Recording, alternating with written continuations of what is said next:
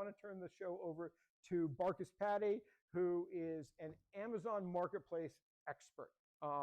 And I never knew how much went into managing products on Amazon, I mean the sort of the storefront, until I met Barcus. I now consider him the best Amazon Marketplace person on earth. In fairness, he's the only one I know, but I think he's also the best on earth, okay? And so Barcus has been working on some custom GPTs in ChatGPT for a little while, and I'm gonna let him describe it, but it's really interesting, and I think the key takeaway here is what Barcus built is complex, but it's something that businesses locally can also build for their thing. This is not just about the Amazon Marketplace, right? It's more about the idea of what these things do. All right, with that, I will turn it over to you, sir. Yes, here. All right, there we go. Oh, well, thank you. All right. Move here. Sorry. Oh. Barcus.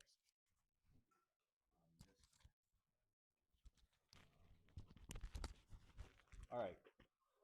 Thanks for everybody. Did that pick up? Oh, yeah. Fix this.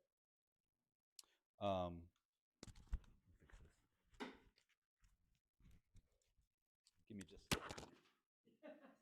Thanks for the intro. Yeah, I know, right? Thanks for the intro. My name is Barcus. I live here in Fairhope, and I've been in the Amazon space for about 10 years now, and working on some software companies. And for the past 3 years, I've consulted full time, worked for a few agencies, and I've been relying a lot on OpenAI, ChatGPT, for the most part, to automate a lot of things that just take time.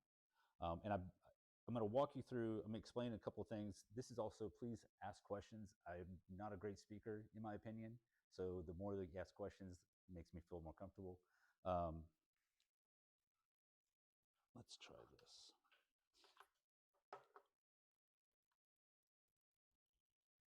Let me get my...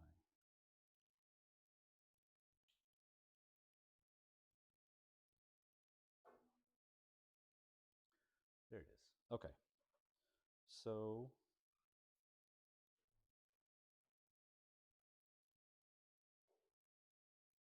what I'm going to show you in ChatGPT can be replicated in any type of model that you use. If you're using Google, you can build what's called gems. Claude, which is built by Anthropic, you can use artifacts and projects in there as well. Kai, this isn't showing up. You give me a hand real quick. Sure. Yes. Oh my God, man. No, don't say it. That's 15 times in a row. No, this is good practice. Is this showing? Okay. I got to go to display, don't I? Yep. You can just go up here if you want. Okay. And so that's it. Yeah. So you can mirror it. There you go. Here we go. Yeah. Okay. So you can build a custom GPT in any type of model. And essentially the easiest way to describe it is, if you train a dog to hunt, that dog is only going to hunt. So custom GPTs are great for repetitive tasks. So for example, if you have a lot of meetings during the day, you can have a custom GPT where you can just basically copy and paste that transcript in there, and it will summarize the transcript. And also you can build it to prioritize action items. And then also you can get it like a little bit more in depth. You can say, Kai needs to handle 1, 2, and 3. Michael needs to handle 4, 5, and 6. Here's the deadlines. You can inject it into, you can connect ChatGPT to Slack, for example. So if your team uses Slack, it gets more complicated, but you can actually start delegating stuff through Slack after it summarizes and prioritizes these things. So there's something great about that. I'm going to show you what I've built. I'm going to sit down. Is that okay for the camera? Can it still see me? So what I've been building are multiple GPTs that handle market research, SEO, building a listing, advertising campaign, so on and so on. This is a proof of concept. It's not perfect. I have to iterate and update it a little bit. So what I've done is I've built an individual GPT for each thing, like one for SEO, keyword research, one for writing the listing, because the custom GPTs are great at one thing. If you build it right, it's great at one thing. But if you ask it to do the market research and build creative images and create an ad campaign, it just shits the bed, let's be honest. So what I was trying to figure out is, how do I get these to talk to each other, right? So, and I literally figured it out last night. So and again, different models, different software does it a little bit differently, but I built a project. So inside GPT, inside ChatGPT, you can build a project, and you can just dump a bunch of information, project files, and all your chats. The great thing about ChatGPT, along with other, they're learning off of what you're putting in there. So ChatGPT knows I manage brands on Amazon. I do other things. I'm Barcus. I live in Fairhope. I've got 5 kids, you know, et cetera, et cetera. It knows all these things about me. So it's learning from all of the chats in here. So what I did is I built all these custom GPTs, and then I took I took all the prompts and downloaded them as PDFs and then uploaded them to the project. And then I actually took this right here is from Kai. Kai has a project manager persona. So he shared that with me. And then so now in here, I'm able to launch a product. Now this is I figured this out last night. It's not perfect, but it's proof of concept that it does work. And then I'm just going to type. That's like a terrible resolution, but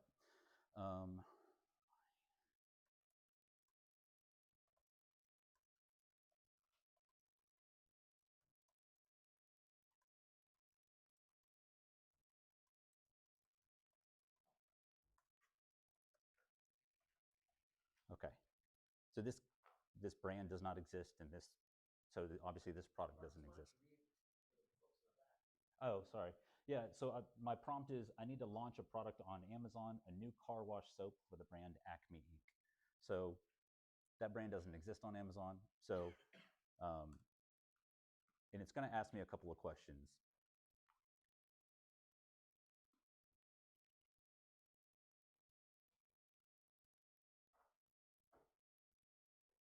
Now, what it's doing now is actually doing everything that I asked it to do.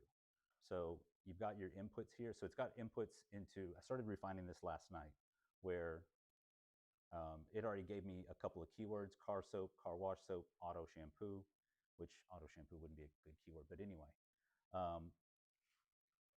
Actually, let me go into, yeah, let's see. All right, this one broke. So I'm going to go into this one. All right, so I did the same thing last night. This is when I text Kai.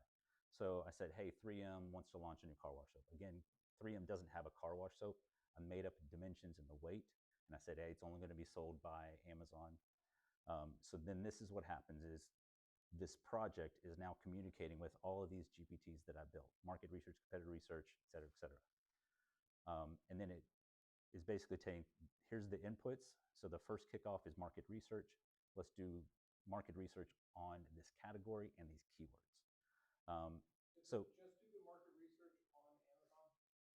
So it's simulating stuff. So I don't have it connected to any other data right now. So I have some third-party software and then access to Amazon APIs, but I haven't connected it yet. So this was really just proof of concept. Will it just, yeah.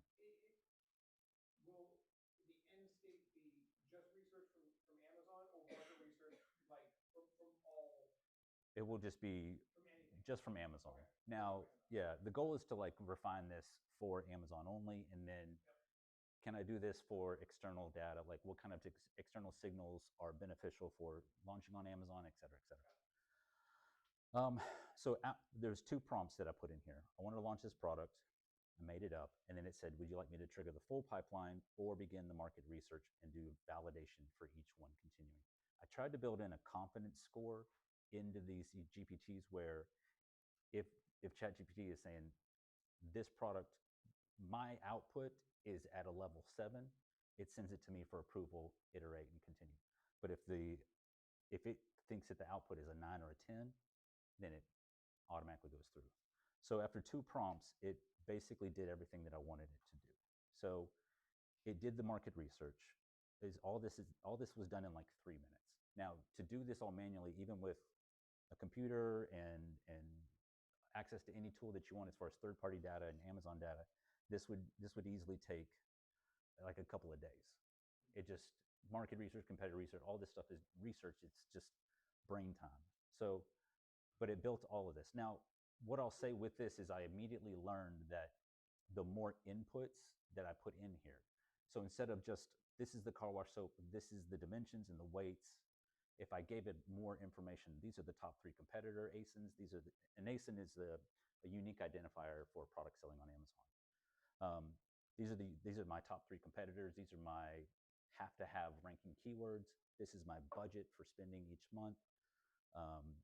So this is, I want to go aggressive. So I've been building a product launch checklist. It's like when you prompt it, it's going to ask for all this information to have a better output. But so it actually did all of this stuff. It did all of the research, and then the Amazon creative one built the listing, the title, description, bullet points, the back end terms. Then it took that information and a catalog, like part of this catalog GPT is just like building a flat file on the back end. It takes everything, including UPC, any type of special category attributes, and then compliance. So really just going through what it built and like, is this compliant? Can you say this about this product? So Amazon and Walmart.com, any of them they basically mirror the FTC and FDA when it comes to selling products. Like you can't say that your workout supplement will, give you 20 pounds of muscles in 3 days. You can't say that because it doesn't do that. So all of a sudden it's classified as a drug if you make it up a medical gun. Anyway, so it goes through that, I built a compliance checklist that I uploaded into here too. So, and then it just runs through it as well. And then inventory is taking the size and dimensions. And then also within Amazon, there's a certain amount of height and weight that you can build a pallet and send that inventory into Amazon for them to ship it out for you. So it tries to optimize it. Like you can only put 57 of them on this pallet before it outweighs it, or since this is a lightweight product, you can only go this high. And it's also taking all the information from competitor research and deciding to get to point A within 30 days, you need to sell this many units on a daily, weekly, monthly basis. And then building out the actual advertising campaigns. And that's really kind of it. But this literally took 2 minutes for it to run. And then I had it build into like a Notion database, which is, I could go back and just easily reference that where they're going into this. So, Barcus, can you explain a little bit like the output? So it came up with competitive research, and then yes, that output was the next GPT in the chain was able to read the output. yes. So it has a specific built-in like a workflow, like market research has to run before anything else. Is this a viable product, right? Do you want to sell stainless steel water bottles because there's a million of them on Amazon? And again, like I can iterate into these and go into market research further, like what makes your product unique, these kinds of things. Because again, the more you input into, ChatGPT, again, Claude, anything else, like the better output you're going to get. But yes, like market research has to go. If it fails, it basically says, hey, it broke or whatever, and nothing else will run. And then also the confidence score, which I don't think is working, but trying to put in those fail safes in case something doesn't work or it can't find the information it wants to. So effectively, and I'm just trying to be clear about this, is that if you think about it like how we normally chat with ChatGPT, right? So you ask it a question, it gives you an answer, you can ask a follow-up question, so on and so forth. You have effectively the answers that it gives you, and then it asks its own question as the next prompt, right? So it's like it's a sequence of prompts. yes. So what's happening in this, I called it moat, just like a code word for this project. this project is communicating with every single individual GPT that I've built that is up here. So like it wouldn't run unless these were already built out. So yes, like it's basically communicating back and forth, which is what I wanted it to do. So um, yeah, I mean, I'm gonna keep iterating on it, and hopefully I can present a a much more fleshed out design. But this was super. I've got a couple other things that I want to share. Does anybody have any questions? Because I'm talking my ass off. Yes, please. So let's say you built 5 chats. Uh-huh. So are you telling it when you said you exported this out and you uploaded it as a project, are you telling it to feed each other, or Yes. does it automatically know how to do that? No, I told it to feed each other. So like the market, it does the market research first, and then it gives that information to competitor research. So is your prompt to say take the market research and then do X, Y, and Z with it? Yes. Okay. Yeah. Yeah. And then go on and so on and so forth. So, and this is kind of the way that it. I thought, but I wasn't sure. No, that's great. And this is the way it like needs to run. I can't run an ad campaign until I've done proper competitor research and SEO. So, I've got it built in a way that I think is pretty. Yep. Do you find that your custom GPTs are sufficient enough for any particular thing you throw at it, or do you find sometimes that you have to tweak it for particular projects? I'm tweaking them all the time just because I'm just, like I feel like I know what I'm doing, but then like things change. The e-commerce is a rapidly increasing marketplace with, just technology and what it can do. I was And just wondering, like, because each handoff is performing a particular task, and it's going to be need to be generic enough. Yeah. To whatever you throw on the top, it works. Right? Yes. But I was just curious how you compensate for any strangeness that might, if you threw something really different in the top. Yeah. I haven't tried again. Like I just got this working last night. I haven't tried to break it yet, but I will. That's kind of where I'm like, that's where I learn is like, okay, I built this, can I break it? So if you can see again, like, so let me find, what's the output?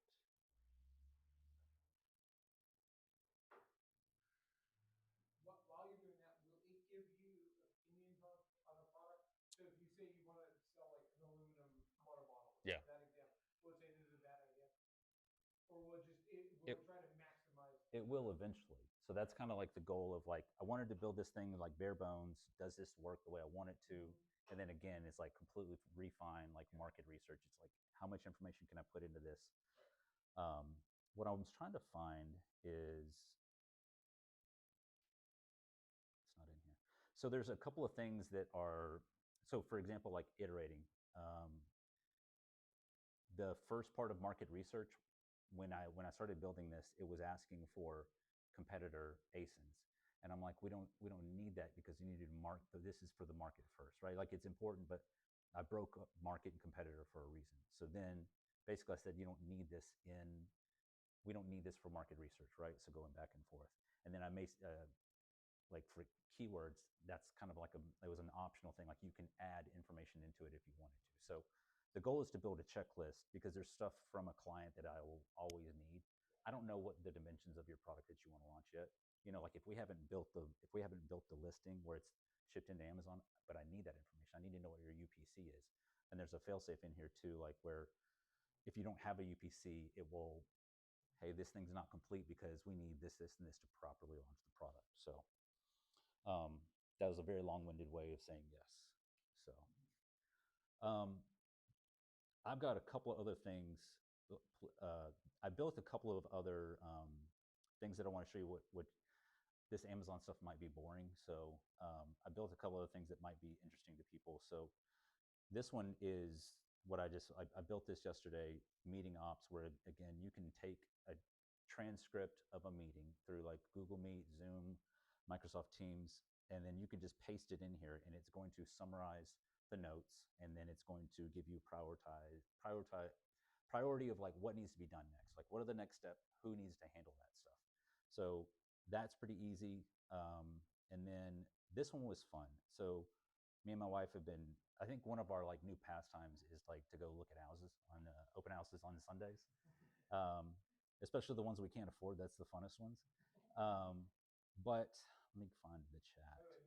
Barcus had a baby last week. Well, Technically, his wife. my wife. And Barcus was just a supporting cast member, but and it was very funny because Barcus for the hackathon put something on Facebook that he was excited to participate in the hackathon, and the first comment was from his wife. He said, "Hey, we're gonna be having a baby that day." Just a heads up. So that's how Barcus found out his wife was pregnant. With your Amazon. No. You go backwards on it where you sit there and say, is there a gap in the market? Well, is there a gap in the market? What product would that be? Yeah. To identify? So great question. Yeah, like I mean, I can build whatever I want into these GPTs. Like, so that's like one of the cool things about all this. Like, if I have a question like how to do something, I'm just asking ChatGPT. Especially in the projects when I have all this specific information about this project, the moat, it can reference information. So it's like, hey, I don't need this here. I need this here, and this is why. Or what do you think about this, right? I built a custom GPT that's a prompt generator. So what it does for me is, and again, I'm constantly iterating this one, but I'll put something in like, hey, I want to build this thing with A, B, and C in it. And it's like, well, what about D, E, and F and all the way to Z? Oh, wow, I had no idea because, you're smarter than me. So, and what you can do is just say, yeah, like add this in here, and it rebuilds the prompt for you.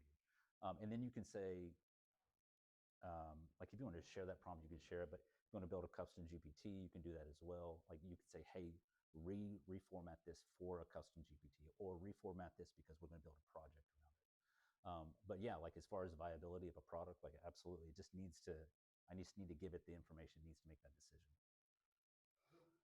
Marcus, for your background, you've worked at agencies that do this. Yes. So the reason I built this is like onboarding sucks. Like if anybody has clients in here, onboarding a client sucks because it just takes time. And then something like launching a product, launching a website, right, takes time because it's like you need all this information. So Michael could build something like this that could automate at least the information from the client as far as like what's the bare minimum you need to build a website for a client, right? And maybe it's just their old website, but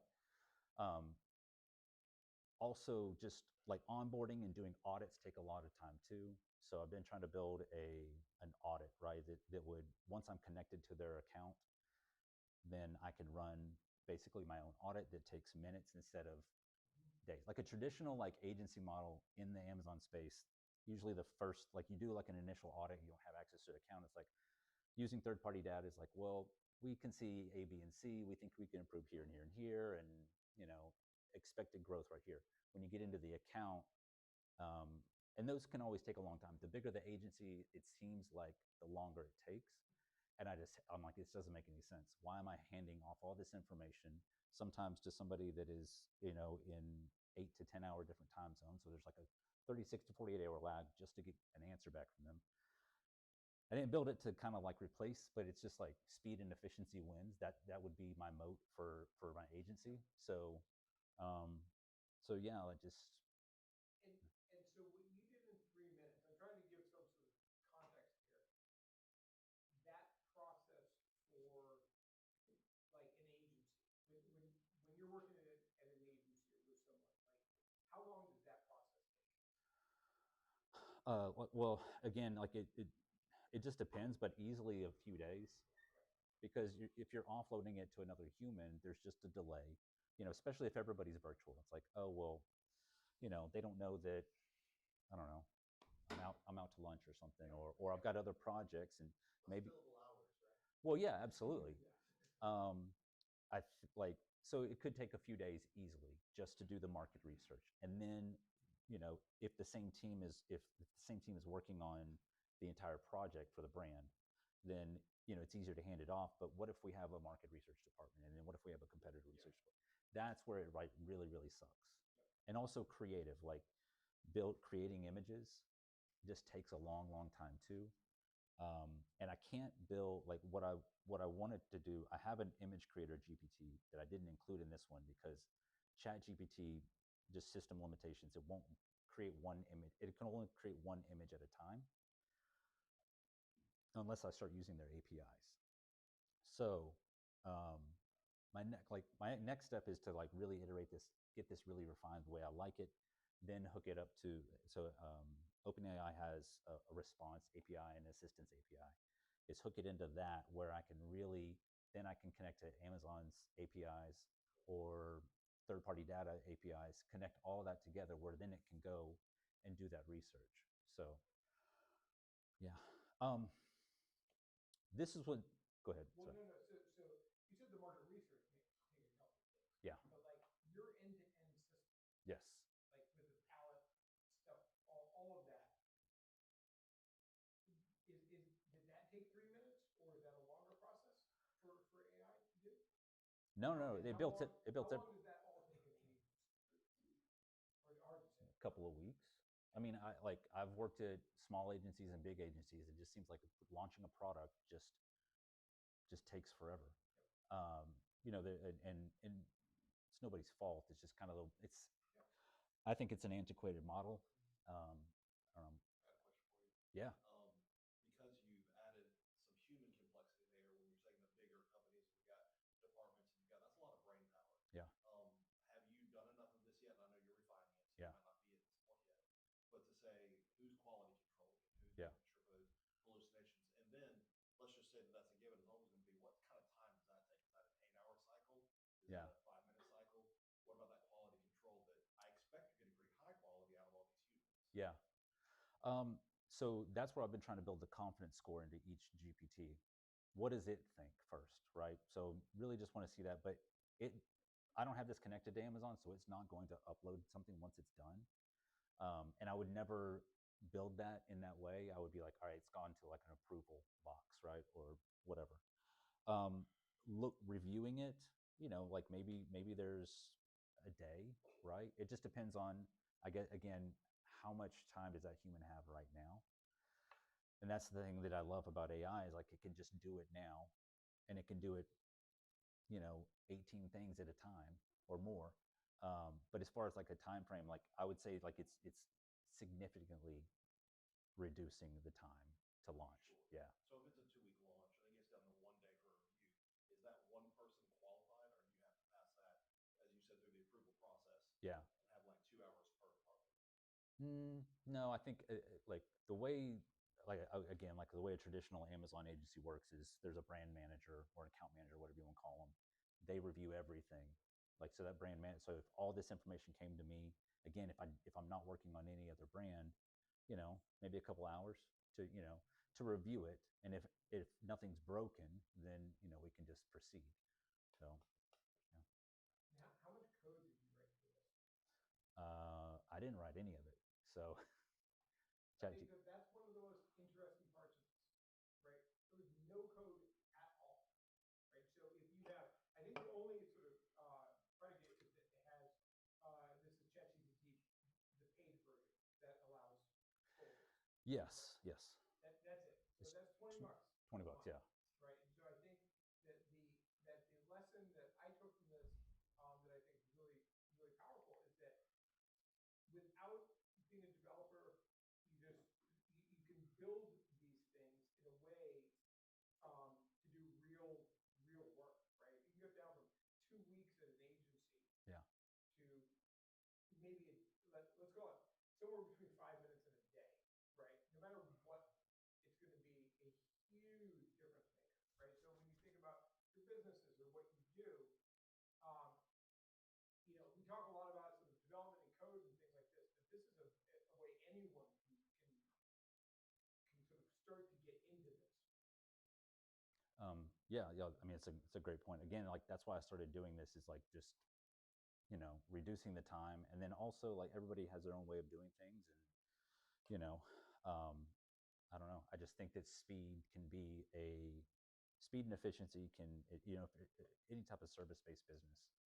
I think it can be your moat. Like, what's your moat around what makes your business protected, right? So for moat, what's your next iteration? What do you want to I'm just going to go through each GPT and just like refine each one, like as far as market research goes. Like, what does it need before I connect it to an API? Like, what information from Amazon? Because Amazon does have product research information, but there's also great third-party tools. There's Google Trends and stuff like that. So really just refining that, building some sort of workflow for that, and then injecting as much as I can into that project, and then moving down to competitor. And then just trying to see, I'm going to keep using that car wash example until I see like, what's the next process.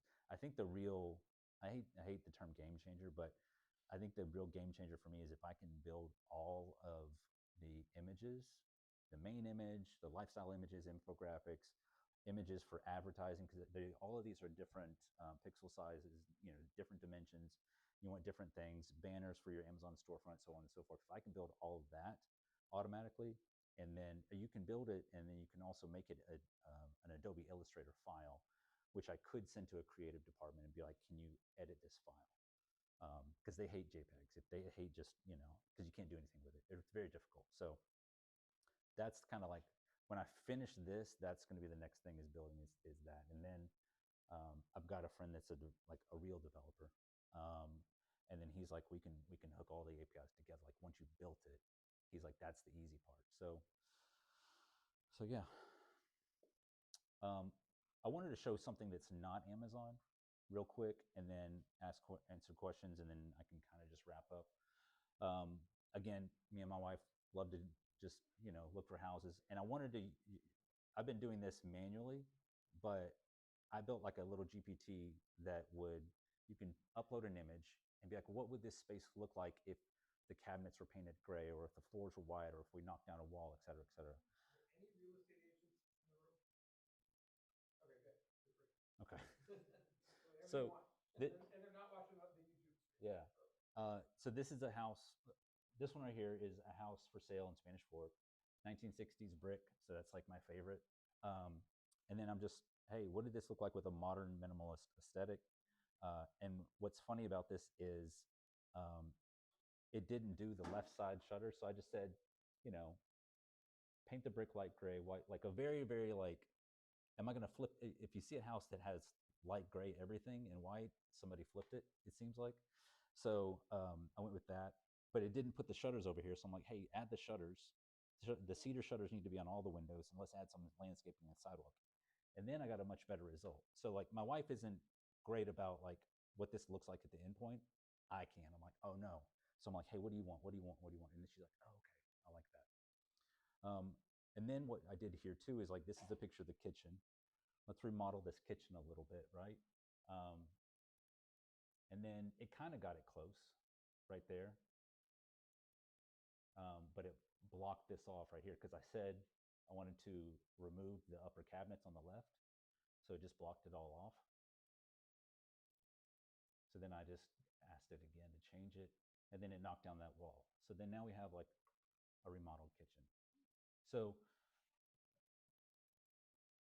I really think that if you're going to use anything, whether you use Google or Claude or ChatGPT, like if you don't know how to do something, just ask it. Like I want to build a prompt that does this, this, and this. Like give, even if you feel like it's not enough information, and then just keep asking it, and then also like as far as like businesses go, just if there's a daily or weekly repetitive task, like you can upload spreadsheets or presentations, and you can summarize this. The new agent mode is very interesting that we were talking about. I built a presentation for a new client, and I was like, find everything that you can on this client. Find out what makes them unique, what's their moat, tell me how I can leverage my expertise on, and it built it. It built this presentation. And it was very impressive because it was finding information not just on Amazon. So that's all I got. If anybody has any questions after, I'll sit here and nerd out with you until the sun goes down.